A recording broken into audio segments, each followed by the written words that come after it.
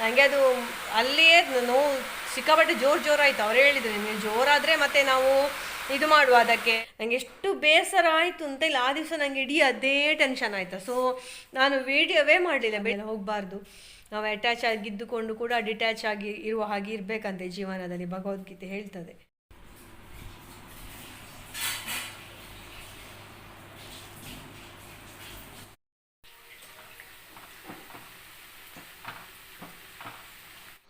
Hi, good morning ಎಲ್ಲರಿಗೂ, ಪ್ರೀತಿಯ ನಮಸ್ತೆ. Welcome to Ashwini vlogs. ಇನ್ನೇ ಭಯಂಕರ ಮಳೆ. ಒಂದು ರಾತ್ರಿ ಆಗುವಾಗ ಕಡಿಮೆ ಆಗಿದೆ, ಸಂಜೆ ಆಗುವಾಗಲೇ ಒಂದು 6 ಗಂಟೆ ಆಗುವಾಗ. ಈಗ ಫುಲ್ ಬಿಸಿಲು. ನಾವೀಗ ಪುತ್ತೂರಿಗೆ ಹೊರಟದು. ನಾನು ಹೇಳಿದ್ದೆಲ್ಲ ಡೆಂಟಿಸ್ಟ್ ಹತ್ರ ಹೋಗ್ಲಿಕ್ಕೆ ಉಂಟು. ಹಾಗೆ ಮಗಳನ್ನು ಸಹ ಅವಳ ಬಸ್ ಹತ್ತಿಸಿ ಬಿಡುದು. ಅವಳಿಗೆ ನಾಳೆ ಸಬ್ಮಿಷನ್ ಉಂಟಂತೆ, ನೆಕ್ಸ್ಟ್ ವೀಕ್ ಇನ್ನು ಬರ್ತಾಳೆ ಅವಳು. ಹಾಗೆ ಈಗ ನಾವು ಹೊರಟಿದ್ದೇವೆ. ಇನ್ನು ಬೇಗ ಪುತ್ತೂರಿಗೆ ತಲುಪಿ ಮತ್ತೆ ಡೆಂಟಿಸ್ಟ್ ಹತ್ರ ಹೋಗಿ.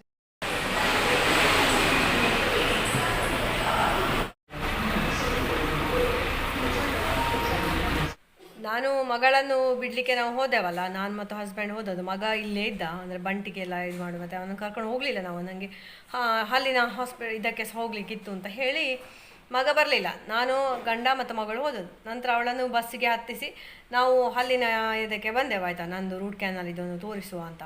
ರೂಟ್ ಕ್ಯಾನಲ್ ಅಲ್ಲ, ಫಿಲ್ಲಿಂಗ್ ಅವರು ಟೆಂಪರರಿ ಇದ್ದದ್ದು ಹಾಗೆ ಇತ್ತು. ಇನ್ನು ಅದು ಹೋಗಿ ಪುನಃ ಅದು ಜೋರಾಗೋದು ಬೇಡ ಅಂತ ಹೇಳಿ ಸರಿ ಮಾಡಲಿಕ್ಕೆ ನಾವು ಹೋದೆವು. ಹೋಗಿ ಈ ಸೈಡಿದ್ದು ಟೆಂಪರರಿ ಫಿಲ್ಲಿಂಗ್ 2 ಸೈಡ್ಸ್ ಉಂಟು, ಈ ಸೈಡ್ಸ್ ಉಂಟು, ಈ ಸೈಡ್ಸ್ ಉಂಟು ಟೆಂಪರರಿ ಫಿಲ್ಲಿಂಗ್. ಸೊ ನಾನು 2 ಸಹ ಪರ್ಮನೆಂಟ್ ಆಗಬೇಕು ಅಂತ ಹೇಳಿದೆ. ಅವರು ಇದು ತೆಗೆದ್ರು ಅದು ತೊಂದರೆ ಇಲ್ಲ ಅಂತ ಹೇಳಿದರು. ಇದು ತೆಗೆದು ನೋಡುವಾಗಂತೆ ನರವೇ ಕಾಣ್ತಾ ಉಂಟಂತೆ. ಅಂದರೆ ಅವರು ಫಸ್ಟಿಗೆ ಹೇಳಿದರು ಇದಕ್ಕೆ 90% ರೂಟ್ ಕ್ಯಾನಲ್ ಬೇಕಾಗ್ಬೋದು, ನೋಡುವ, ಅದು ಈಗ ಟೆಂಪ್ರರಿ ಮಾಡಿ ಬಿಡುವ, ನೋವು ಬರದಿದ್ದರೆ ಮತ್ತೆ ನೋಡುವ ಅಂತ. ಹಾಗೆ ನಾನು 2 ಸರ್ತಿ ಇದಕ್ಕೆ ಫೀಲಿಂಗ್ ಮಾಡಿಸುವ ಅಂತ ಹೋಗಿದ್ದೆ. ಅವರು ಹಿಂದೆ ಕಳಿಸಿದ್ರು, ಈಗ ನಿಮಗೆ ನೋವಿಲ್ಲಲ್ಲ, ಇದಷ್ಟು ದಿವಸ ಅದು ಫೀಲಿಂಗ್ ಇರಲಿ, ಗಟ್ಟಿ ಉಂಟಲ್ಲ ಹಾಗೆ ಇರಲಿ ಅಂತ ಹೇಳಿದರು. ಅದು ಮತ್ತೆ ಬಿಳಿ ಬಿಳಿ ಕಾಣ್ತಾ ಇರ್ತದಲ್ಲ, ಅದಕ್ಕೆ ನಾನು ನಿನ್ನೆ ಇದನ್ನು ಸಹ ಓಪನ್ ಮಾಡಿ ನೋವಿಲ್ಲ ಅಂತ ಹೇಳಿದೆ. ನಾನು ಅದನ್ನು ಸೀರಿಯಸ್ ಆಗಿ ತಗೊಳ್ಳಿಲ್ಲ, ಇದಕ್ಕೆ ಬೇಡ ಅಂತವೇ ನಾನು ಎಣಿಸಿ, ಅದಕ್ಕೆ ಖರ್ಚಲ್ಲ, ಅದಕ್ಕೆ ನಾನು ಸುಮ್ಮನೆ ಇದ್ದೆ. ಮಾಡೋದಾದರೆ ಪರ್ಮನೆಂಟ್ ಮಾಡಿ ಬಿಡಲಿ ಆಚೆಗೆ ಅಂತ. ಅದು ತೆಗೆದಾಗುವಾಗ ನರವೇ ಕಾಣ್ತದೆ ಅಂತ ಹೇಳಿದ್ರು, ಆಯಿತಾ. ನಾನು ಅದಕ್ಕೆ ಬೇಕಾಗಿ ಹೇಳಿಲ್ಲ ಅದು ರೂಟ್ ಕ್ಯಾನಲ್. ಮತ್ತು ಹೇಳಿದರೆ ಒಂದು ವೇಳೆ ಸರಿ ಇದ್ದರೆ ಸವರಿ ಎಲ್ಲಿಯಾದರೂ ಮಾಡಿದರೆ ರೂಟ್ ಕ್ಯಾನಲ್ ಇದಕ್ಕೆ ಮಾಡುವ ಅಂತ ಹೇಳಿ, ತುಂಬ ಖರ್ಚಲ್ಲ ಅದಕ್ಕೆ. ಹಾಗೆ ಸುಮ್ಮನೆ ಇದೆ. ಓಪನ್ ಮಾಡಿ ನೋಡುವಾಗ ನರವೇ ಕಾಣ್ತಾ ಉಂಟು ಅಂತ ಹೇಳಿದ್ರು. ಅದು ಮತ್ತು ನನಗೆ ಒಂದು ನೋವು ಸ್ಟಾರ್ಟ್ ಆಯಿತು. ಎಷ್ಟು ಅಂತ ಹೇಳಿದರೆ ನನಗೆ ತಡಿಲಿಕ್ಕೆ ಆಗಲಿಲ್ಲ ಅಂತ. ಹಾಗೆ ಮತ್ತೆ ಅದಕ್ಕೆ ಪುನಃ ಇದು ಮದ್ದಿಟ್ಟು ಪುನಃ ಟೆಂಪ್ರರಿ ಫೀಲಿಂಗ್ ಮಾಡಿದರು. ನನಗೆ ಅದು ಅಲ್ಲಿಯೇ ನೋವು ಸಿಕ್ಕಾಪಟ್ಟೆ ಜೋರಾಯಿತು. ಅವ್ರು ಹೇಳಿದರು ನಿಮಗೆ ಜೋರಾದರೆ ಮತ್ತೆ ನಾವು ಇದು ಮಾಡುವ ಅದಕ್ಕೆ, ಈಗಲೇ ಸ್ಟಾರ್ಟ್ ಮಾಡುವ ಅಂತ. ನನಗೆ ಅದಕ್ಕೆ ಸಹ ಹೆದರಿಕೆ ಅಂತ, ನನಗೆ ಎಲ್ಲದಕ್ಕೆ ಸಹ ಹೆದರಿಕೆ. ಕೊನೆಗೆ ನನಗೆ ಒಂದು ಐಸ್ ಬ್ಯಾಗ್ ಎಲ್ಲ ಕೊಟ್ಟರು, ಅದನ್ನು ಹೀಗೆ ಇಟ್ಕೊಂಡೆಲ್ಲ ಮನೆಗೆ ಬಂದೆ. ಮನೆಯಲ್ಲಿ ಸಹ ತುಂಬ ಹೊತ್ತಾಗಿ ಇಟ್ಟಿದ್ದೆ. ಟ್ಯಾಬ್ಲೆಟ್ಸ್ ಸಹ ಕೊಟ್ಟಿದ್ದರು, ಕಡಿಮೆ ಆಗ್ಬೋದು ಅಂತ ಹೇಳಿದರು ಅವರು. ಮತ್ತು ಹೇಗೆ ಸಹ ಕತ್ತಲೆವರೆಗೆ ಸಹ ನೋವಿತ್ತು, ಮತ್ತು ಹೇಗೆ ಸಹ ಕಡಿಮೆ ಆಯಿತು. ಹಾಗೆ ಆ ದಿವಸ ಅದು ಫುಲ್ಲು ಬ್ಲಾಗೇ ನಾನು ಮಾಡಲಿಲ್ಲ ಅಂತ. ಹಾಗೆ ನಂದು ರೂಟ್ ಕ್ಯಾನಲ್ಗೆ ಹೋದ ದಿವಸದೊಂದು ಕತೆ ಹಾಗೆ ಆಯಿತಾ. ಅದರ ನೆಕ್ಸ್ಟ್ ಡೇ ಎಂತಾಯ್ತು ಹೇಳಿದರೆ, ಒಂದು ದೊಡ್ಡ ಬ್ಯಾಡ್ ನ್ಯೂಸ್ ಆಯಿತಾ. ನಮ್ಮ ಮೀಮು ಇದಾಯಿತು ಅಂತ. ಅದಕ್ಕೆ ಅದೇ ಎಂತ ಆಯಿತು ಅಂತ ಗೊತ್ತಿಲ್ಲ. ನಾವು ರೂಟ್ ಕ್ಯಾನಲ್ಗೆ ಹೋಗಿ ಬಂದ ದಿವಸ ಮಧ್ಯಾಹ್ನ ಆಗಿದೆ ಅಷ್ಟೇ, ಎಷ್ಟು 3-3:30 ನಾವು ಬಂದಿದ್ದೇವೆ ಮನೆಗೆ. ಬಂದೆ ಊಟ ಎಲ್ಲ ಮಾಡಿದ್ದು ನಾವು. ಆ ದಿವಸ ಹುಷಾರಿತ್ತು, ಹಾಲೆಲ್ಲ ಕೊಟ್ಟಿದ್ದೇವೆ ಫೀಡಿಂಗ್ ಬಾಟಲಲ್ಲಿ ಎಲ್ಲ ಇದಿತ್ತು. ಅದರ ಹಿಂದಿನ ದಿವಸದ ವೀಡಿಯೋ ನೋಡಿದ್ರಲ್ಲ, ಅದು ನನ್ನೊಟ್ಟಿಗೆ ಆಡ್ತಾಯಿತ್ತು. ಫೀಡಿಂಗ್ ಬಾಟಲ್ ಬಂದ ದಿವಸ ಹುಷಾರಿತ್ತು. ಅದರ ಮರು ದಿವಸ ಬೆಳಿಗ್ಗೆನಿಂದ ನಾವು ಕೊಡಲಿಕ್ಕೆ ಸ್ಟಾರ್ಟ್ ಮಾಡಿದಲ್ಲ, ಆ ದಿವಸ ಹುಷಾರಿತ್ತು ಅಂತ ಹೇಳಿದರೆ ಅದೇ 3 ಸರ್ತಿ ನಾನು ಹಾಲು ಕೊಟ್ಟಿದ್ದೇನೆ. ಅದಕ್ಕೆ ಎಷ್ಟು 4 ಸ್ಪೂನು ಹಾಲು ಬೇಕಾಗುವುದು ಅಷ್ಟೇ.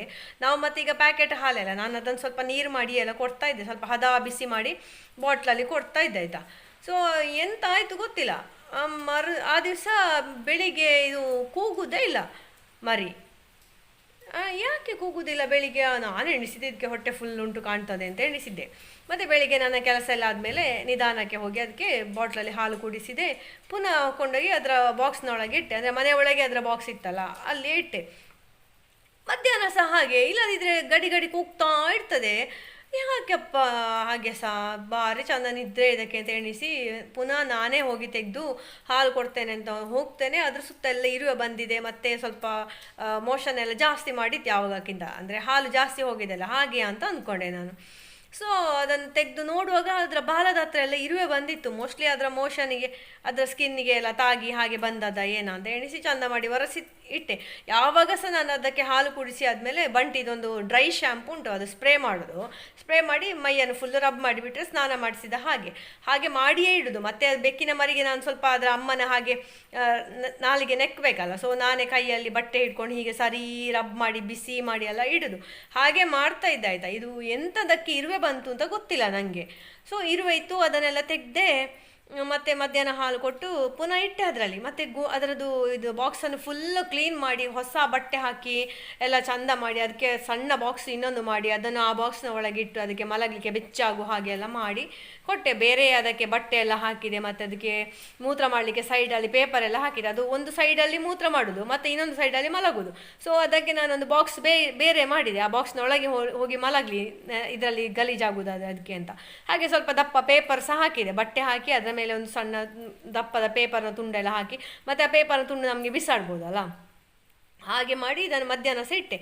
ಸಂಜೆ ಪುನಃ ಹಾಗೆ ಕೂಗುದಿಲ್ಲ. ಪುನಃ ನಾನು ಸಂಜೆ ಹೋಗಿ ತೆಗೆದು ಕೆಳಗಿಡ್ತೇನೆ. ಅದರ ಬಾಲದಲ್ಲಿ ಸಣ್ಣ ಇರುವೆ ಅಂತ ಕಣ್ಣಿಗೆ ಕಾಣುದಿಲ್ಲ. ಅದು ನೈಪಿಜಿನ ಅಲ್ಲ, ಮತ್ತೊಂದು ಯಾವುದೋ ಒಂದು ಈ ನಮ್ಮ ಬಾಳೆಗೊನೆಗೆಲ್ಲ ಬರ್ತದೆ ಅದು, ಇಲ್ಲಿ ಮನೆಯ ಒಳಗೆ ಸಹ ನೋಡಿ ಒಂದು ಬರೋದು. ಆ ಇರುವೆ ಅದರ ಬಾಲದ ಸುತ್ತ ಉಂಟು. ಪಾಪ ಅದಕ್ಕೆ ಎಷ್ಟು ಕಚ್ಚಿರ್ಬೋದು ಅಂತ ನನಗೆ ಎಂತ ಅಂತ ಗೊತ್ತಿಲ್ಲ ಆಯ್ತಾ. ಅದು ಕಚ್ಚಿ ಹಾಗೆ ಅದದ ಅಥವಾ ಇದಕ್ಕೆ ಅದು ಏನಾದರೂ ಸ್ಕಿನ್ ಪ್ರಾಬ್ಲಮ್ ಆಗಿತ್ತಾ ಅಥವಾ ಯಾವುದಾದ್ರೂ ಬೆಕ್ಕು ನಾವಿಲ್ಲದ ಹೊತ್ತಿಗೆ ಬಂದು ಕಚ್ಚಿಕೊಂಡು ಹೋಗ್ಲಿಕ್ಕೆ ಟ್ರೈ ಮಾಡಿತ್ತಾ, ಎಂತ ಆಗಿರಬಹುದು ಅಂತ ನನಗೆ ಊಹಿಸ್ಲಿಕ್ಕೂ ಸಾಧ್ಯ ಇಲ್ಲ. ಮತ್ತೆ ಅದನ್ನು ಪುನಃ ನಾನು ಸಂಜೆ ಸ್ವಲ್ಪ ಬಿಸಿಲಿತ್ತು ಅಂಗಳಕ್ಕೆ ಕೊಂಡೋಗಿ ಮೈಯೆಲ್ಲ ಕ್ಲೀನ್ ಮಾಡುವ ಅಂತ ಹೀಗೆ ನೆಲದಲ್ಲಿ ಇಡ್ತೇನೆ. ಅದಕ್ಕೆ ನಡಿಲಿಕ್ಕೆ ಆಗುದಿಲ್ಲ, ಸ್ವರವೇ ಬರೋದಿಲ್ಲ ಆಯ್ತಾ. ಯಾವಾಗಿನ ಹಾಗೆ ಒಂದು ತಿನ್ನಲಿಕ್ಕೆ ಬೇಕು ಅಂತ ಹೇಳಿ ಪುಟು ಪುಟು ಪುಟು ಪುಟು ಅಂತ ಓಡ್ತದಲ್ಲ, ಅದು ಆ ಥರ ಓಡುವುದೇ ಇಲ್ಲ, ಕೂಗುದು ಸಹ ಇಲ್ಲ. ಅಲ್ಲಿಗೆ ತಲೆ ಅಡ್ಡ ಹಾಕಿ ಬಿಟ್ಟಿದೆ ಅಂತ. ಬಲವೇ ಇಲ್ಲ ಅದಕ್ಕೆ. ಅಷ್ಟು ಚಂದ ನಡಿಲಿಕ್ಕೆ ಆಗ್ತಾ ಇತ್ತು ಮಾರೆ. ನನಗೆ ಒಂದು ಎಷ್ಟು ಬೇಸರ ಆಯಿತು. ನಾನು ಎಣಿಸಿದ ಇದಕ್ಕೆ 1 ತಿಂಗಳಾಯ್ತಲ್ಲ, ಇನ್ನು ನನಗೆ ಟೆನ್ಷನ್ ಇಲ್ಲ, ಹುಷಾರಾಯ್ತು, ಇನ್ನು ಇದಕ್ಕೆ ಸ್ವಲ್ಪ ಫುಡ್ ಎಲ್ಲ ಕೊಡ್ಬೋದು, ಗಟ್ಟಿ ಆಹಾರ ಕೊಡ್ಬೋದು. ನಾನು ಅಂಗಡಿಯಲ್ಲಿ ನಾನು ಇದು ಹಲ್ಲಿಗೆ ಹೋದೆಲ್ಲ, ಮಗಳನ್ನು ಬಿಡಲಿಕ್ಕೆ ಹೋದೆಲ್ಲ, ಅಷ್ಟೊತ್ತಿಗೆ ನಾನು ಮೆಡಿಕಲ್ಗೆ ಹೋಗಿ ಬೆಕ್ಕಿಗೆ ನಾಯಿಗೆಲ್ಲ ಹುಳದ ಮಾತ್ರೆ ಮತ್ತು ಬೆಕ್ಕಿದ್ದು ಬಿಸ್ಕೆಟ್ ಮತ್ತು ಅದಕ್ಕೆ ಗ್ರೇವಿ ಎಲ್ಲ ತಂದಿದ್ದೆ, ಹುಳದ ಮದ್ದೆಲ್ಲ ಕೊಡಲಿಕ್ಕೆ. ಹಾಗೆ ಅವರ ಹತ್ರ ಕೇಳಿದೆ ಇದಕ್ಕಿನ್ನು ಎಂತ ಮಾಡಬೇಕು, ಫುಡ್ ಏನಾದರೂ ಉಂಟಾ ಅಂತ. ಅದಕ್ಕೆ ಬೇಬಿ ಫುಡ್ ಉಂಟು ಅಂತ ಹೇಳಿದ್ದು, ಸೆರಲಾಕ್ನ ಥರ ಒಂದು ಕೊಡುವಂಥದ್ದು ಉಂಟು ಅಂತ. ಬಟ್ 1.5 ತಿಂಗಳು ಆಗಲಿ ಅಂತ ನಾನೇ ಯೋಚನೆ ಮಾಡಿದ್ದೆ. ಪರ್ಷಿಯನ್ ಕ್ಯಾಟ್ಸ್ ಎಲ್ಲ ಸಾಕ್ತಾರಲ್ಲ ಆ ಥರ ಇನ್ನು ಇದನ್ನೊಂದು ಒಳ್ಳೆ ರೀತಿಯಲ್ಲಿ ಸಾಕಬೇಕು, ಹೊರಗೆಲ್ಲ ಹೋಗಲಿಕ್ಕೆ ಬಿಡೋದ ಹಾಗೆ, ಇನ್ನು ಕಿಟ್ಟು ಮಿಸ್ ಆದ ಹಾಗೆ ಇದು ಮಿಸ್ ಆಗೋದು ಬೇಡ ಅಂತ ಹೇಳಿ ತುಂಬ ಎಲ್ಲ ಪ್ಲ್ಯಾನ್ ಎಲ್ಲ ಮಾಡಿದ್ದೆ ಆಯಿತಾ. ನಾನು ಆ ದಿವಸ ಇದು ನೋಡಿದರೆ ಹೀಗೆ ಅಂತ ಎಂತ ಅಂತ ನಾನು ಹೇಳೋದು ಹೇಳಿ ಅಂತೆ. ನನಗೆ ಎಷ್ಟು ಬೇಸರ ಆಯಿತು ಅಂತ ಇಲ್ಲ. ಆ ದಿವಸ ನನಗೆ ಇಡೀ ಅದೇ ಟೆನ್ಷನ್ ಆಯಿತಾ. ಸೊ ನಾನು ವೀಡಿಯೋವೇ ಮಾಡಲಿಲ್ಲ. ಬೆಳಿಗ್ಗಿನಿಂದವೇ ನನಗೆ ಒಂಥರ ಡೌಟ್ ಆಗ್ತಿತ್ತು ಅದನ್ನು ನೋಡುವಾಗ, ಎಂತಕ್ಕಿದು ಹೀಗೆ ಉಂಟು, ಎಂತಕ್ಕಿದು ಹೀಗೆ ಉಂಟು ಅಂತ. ಆ ದಿವಸದ ವೀಡಿಯೋ ಸಹ ನಾನು ಮಾಡಲೇ ಇಲ್ಲ. ಮತ್ತು ಸಂಜೆ ನಾವು ಡಾಕ್ಟ್ರಿಗೆಲ್ಲ ಕಾಲ್ ಎಲ್ಲ ಮಾಡಿ ಕೇಳಿದೆವು, ವೆಟರ್ನರಿ ಅವರು ಒಬ್ಬೊಬ್ಬರು 2 ಡಾಕ್ಟ್ರ್ ಇದೆ, ಒಬ್ಬೊಬ್ಬರು ಒಂದೊಂದು ಹೇಳಿದರು. ಎಂತ ಹೇಳಿದ್ರೆ ಇದು ಹಾಲು ತಗೊಳ್ತಾವೇ ಇರಲಿಲ್ಲ, ಬಾಯಿಗೆ ಹೋಗ್ತಾ ಇರಲಿಲ್ಲ.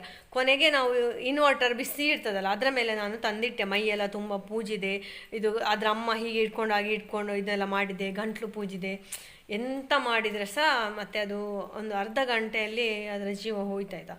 ನನಗೆ ಸಿಕ್ಕಾಬಟ್ಟೆ ಬೇಜಾರಾಯಿತು ಅಂತ ಹೇಳಿದರೆ ಅದು ಹೇಳಲಿಕ್ಕೆ ಸಾಧ್ಯ ಇಲ್ಲ, ಅಷ್ಟು ಬೇಜಾರಾಯಿತು. ಎಂತ ಆಗಿರ್ಬೋದು ಅಂತ ಗೊತ್ತಿಲ್ಲ. ಮತ್ತು ಕೆಲಸದವೆಲ್ಲ ಹೇಳ್ತಾನೆ, ಅದು ಅಷ್ಟು ಬೇಗ ಅಂದರೆ ತಾಯಿ ಮಿಸ್ ಆದದ್ದು ಮರಿ ಬದುಕುವುದಿಲ್ಲ ಇದನ್ನು ನಿಮ್ಮೊಟ್ಟಿಗೆ ಹೇಳಿಕೊಳ್ಳುವ ಅಂತಾಯಿತು. ಮೀಮು ಹೀಗೆ ನಮ್ಮಿಂದ ಒಂದು ಮಿಸ್ ಆಗಿ ಹೋಯಿತು, ಎಂತ ಮಾಡೋದು, ನಮಗೆ ಆಗಲಿಲ್ಲ. ನಮ್ಮಿಂದ ಎಷ್ಟು ಸಾಧ್ಯ ಉಂಟು ಅಷ್ಟು ನಾವು ಮಾಡಿದೆವು ಅದಕ್ಕೋಸ್ಕರ.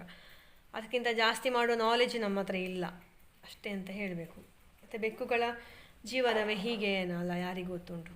ಎಷ್ಟೋ ಬೆಕ್ಕುಗಳು ನೋಡ್ತೇವಲ್ಲ ದಾರಿ ತಪ್ಪಿ ಬರೋದು, ಯಾರ್ಯಾರ ಮನೆಯಲ್ಲಿ ಮರಿ ಇಡೋದು, ಎಂಥದ್ದು ಬೆಕ್ಕುಗಳಿಗೆ ಶಾಪವೇನಲ್ಲ. ಒಂದು ಅದರ ಜೀವನಕ್ಕೆ ಒಂದು ಭದ್ರತೆ ಅನ್ನೋದೇ ಇಲ್ಲ ಅಲ್ಲ.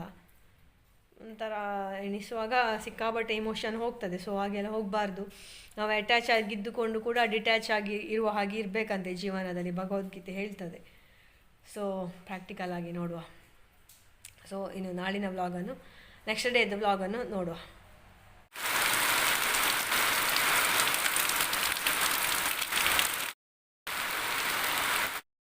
जरा ब्रेक चला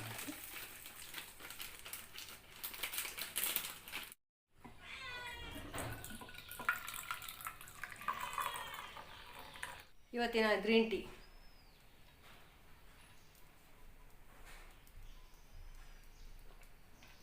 ದಾಸವಾಳ ಹೂ ಮತ್ತು ಪುನರ್ಪುಳಿ ಹಾಕಿ ಮಾಡಿದ್ದು.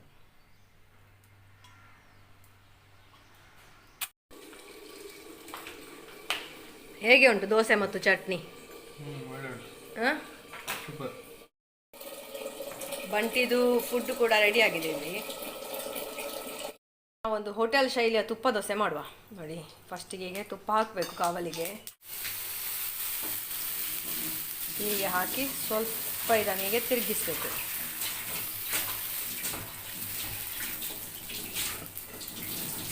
ತುಪ್ಪ ಹಾಕಬೇಕು ಹೀಗೆ.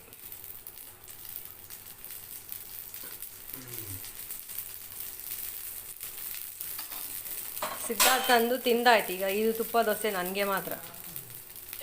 ಹೀಗೆ ಮುಚ್ಚಿಡಬೇಕು. ನಂತರ ನೋಡಿ ಸ್ವಲ್ಪ ಬೇಯುವಾಗ ಅದನ್ನು ಹೀಗೆಲ್ಲ ಸ್ಪ್ರೆಡ್ ಮಾಡಬೇಕು ತುಪ್ಪವನ್ನು. ಮತ್ತೆ ಮಗುಚಿ ಹಾಕಬೇಕು. ನೋಡಿ ಹೋಟೆಲ್ ಶೈಲಿಯ ತುಪ್ಪ ದೋಸೆ ರೆಡಿ. ಇಕೊಳ್ಳಿ ನಿಮಗೆ ಇವತ್ತು ಸ್ಪೆಷಲ್ ವಸಂತ ವಿಹಾರ ಹೋಟೆಲ್ನ ತುಪ್ಪ ದೋಸೆ. ಮತ್ತೆ ತುಪ್ಪ ದೋಸೆ ದಪ್ಪ ಸೇರ್ತದೆ, ತೆಳು ಸೇರ್ತದೆ.